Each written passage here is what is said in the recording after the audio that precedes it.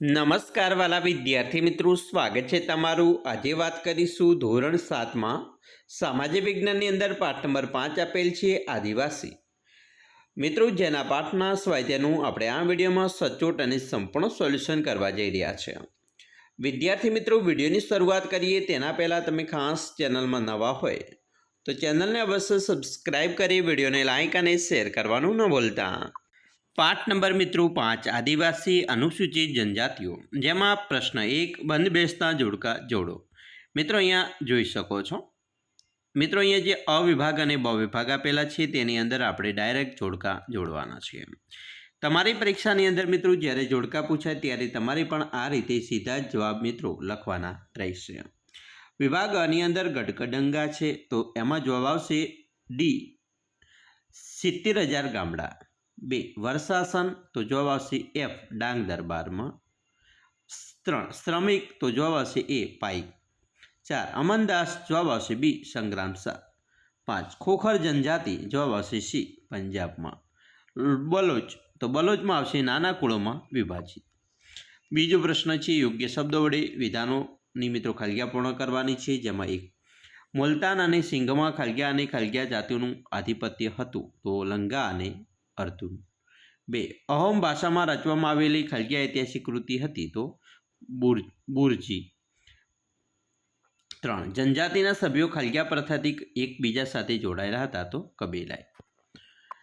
મિત્રો, વિધાન પ્રશ્ન 3 છે વિધાન ખરા છે કે ખોટા તે લખીશું, જેમાં 1 અકબરના સેનાપતિ માનસી ચેર જાતિ પર હુમલો કરી વિજય મેળવ્યો હતો તો સાચું વિધાન। 2 ગુજરાતમાં મિજો, અહોમ અને ખોખર જેવી જનજાતિઓ વસે છે તો ખોટું વિધાન। 3 ગોંડ લોકો તોપનું નિર્માણ કરી શકતા હતા, ખોટું વિધાન। 4 દક્ષિણ ભારતમાં વેતર, કોરાગા અને સારવાર જાતિના લોકો વસતા હતા, સાચું વિધાન।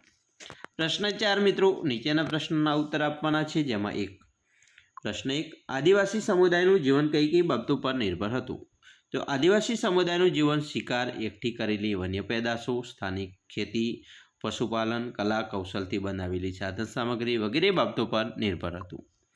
2 જનજાતિઓમાં જોવા મળતો સામૂહિકતાનો સિદ્ધાંત સમજાવો તો મિત્રો જવાબ છે સામૂહિકતાનો સિદ્ધાંત સામૂહિક જીવન પર આધારિત છે, જેમાં સમૂહમાં રહેવું, સમૂહમાં કામ કરવું અને ઉત્પાદનની સમૂહમાં વહેંચણી કરવી એ સામૂહિકતાનો સિદ્ધાંતનું દર્શન છે। પ્રત્યેક જનજાતિના સભ્યો કબીલાઈ પ્રથાથી એકબીજા સાથે જોડાયેલા હતા, એટલે કે તેઓ સમૂહમાં રહેતા હતા। જનજાતિના લોકોની જમીનની માલિકી સંયુક્ત હતી, એ જમીન પર તેઓ કામ કરીને જે પેદાશો ઉત્પન્ન કરતા હતા તેની વહેંચણી પોતાના બનાવેલા નિયમો મુજબ પરિવારોમાં કરી લેતા હતા। આમ જનજાતિના લોકોનું જીવન સામૂહિકતાના સિદ્ધાંત પર આધારિત હતું। 3 અહોમ સમાજનું સુસંસ્કૃત સમાજ હતો, આવું શાના આધારે કહી શકાય? જવાબ અહોમ સમાજ કવિઓ અને વિદ્વાનોની જમીનોનું દાન આપતો હતો। સમાજમાં નાટ્ય પ્રવૃત્તિને પ્રોત્સાહન આપવામાં આવતું હતું। એ સમયે સંસ્કૃતની મહત્ત્વની સાહિત્યિક રચનાઓનો અહોમ ભાષામાં અનુવાદ કરવામાં આવ્યો હતો। બુરજી નામની ઐતિહાસિક કૃતિને પહેલાં અહોમ ભાષામાં અને પછી આસમી ભાષામાં લખવામાં આવી હતી। ઉપરોક્ત બાબતોના આધારે કહી શકાય કે અહોમ સમાજ સુસંસ્કૃત હતો। 4 ગોંડ લોકોના ઇતિહાસ અહોમ લોકોથી કેવી રીતે અલગ હતો? જવાબ અહોમ લોકો 13મી સદીમાં મ્યાનમારથી આવીને અસમની બ્રહ્મપુત્રા નદીના ખીણ વિસ્તારમાં વસ્યા હતા। તેમણે ભૂયા એટલે કે ભૂસ્વામી અને જમીનદારની જૂની રાજકીય વ્યવસ્થાને બદલીને નવા રાજ્યની સ્થાપના કરી હતી। 16મી સદીમાં તેમણે ચૂંટ્યું ઈસવીસન 1523 અને કોચ હાંજો ઈસવીસન 1581 રાજ્યોને પોતાના રાજ્યમાં ભેળવી તેમજ આજુબાજુની જનજાતિઓ પર વિજય મેળવી વિશાળ અહોમ રાજ્યની સ્થાપના કરી હતી। 17મી સદીમાં અહોમ લોકો દારૂગોળો અને તોપો બનાવતા હતા।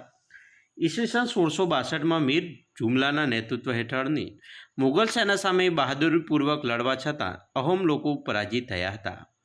આમ છતાં અહોમ પ્રજાના રાજ્ય વિસ્તાર પર મુગલોનું પ્રત્યક્ષ પ્રભુત્વ લાંબા સમય સુધી ટકી શક્યું નથી। ગોંડ લોકો ભારતના ગોંડવાના નામના વિશાળ વનપ્રદેશમાં રહેતા હતા। તે ભારતની પ્રાચીન જનજાતિઓ પૈકીની એક છે।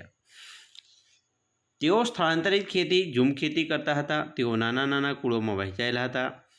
વિશાળ ગૌણ જાતિમાં દરેક કુળનો એક રાજા હતો। અકબરનામામાં જણાવ્યું છે કે ગઢકંડંગા ગોંડ રાજ્યમાં 70,000 જેટલા ગામડા હતા। ગઢકંડંગાના પતન બાદ નિર્બળ બનેલું ગોંડ રાજ્ય શક્તિશાળી બુંદેલું અને મરાઠાઓના આક્રમણ સામે ટકી શક્યું નહીં. આમ ગોંડ લોકોનો ઇતિહાસ અહોમ લોકોથી અલગ હતો. તો વિદ્યાર્થી મિત્રો, આવી રીતે તમે પણ તમારા પાઠનું સંપૂર્ણ સ્વાધ્યાયનું સોલ્યુશન કરી શકો છો. અમે આશા રાખીએ છીએ તમને આપણા વિડીયો ખૂબ જ ઉપયોગી નીવડશે. અને ખાસ મિત્રો, વિડીયો ગમે હોય તો લાઇક, શેર અને સબસ્ક્રાઈબ કરવાનું પણ ન ભૂલતા.